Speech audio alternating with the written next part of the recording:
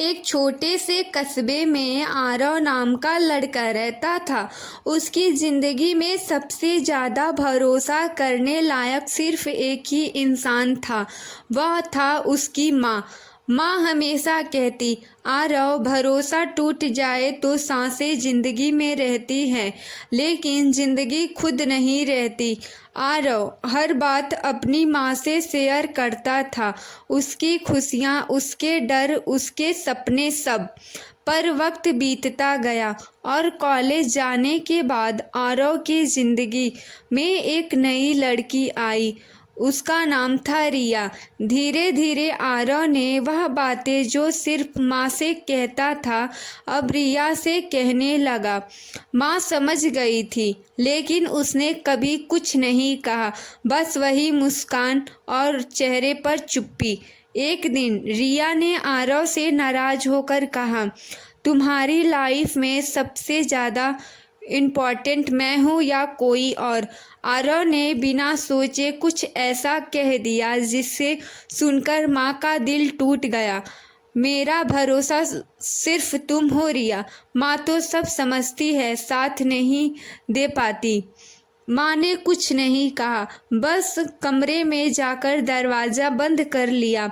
उस रात पहली बार माँ ने अपने बेटे को आशीर्वाद नहीं दिया। पहली बार उसने देर तक बेटे का इंतज़ार नहीं किया। पहली बार उसने अपने बेटे को दिल की गहराई में याद नहीं किया।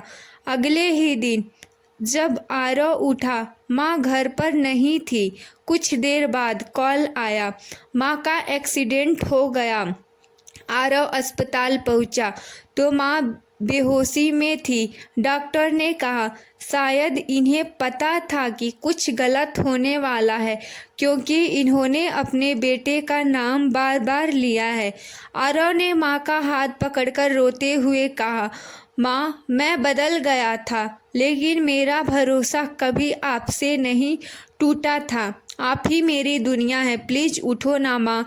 माँ ने धीरे से आंखें खोली, कमज़ोर आवाज़ में बोली, बेटा, भरोसा टूटने की आवाज़ किसी को नहीं सुनाई देती, पर माँ को दिल के अंदर गूंज जाती है। इसके बाद माँ की सांसें धीरे धीरे रुकने लगी।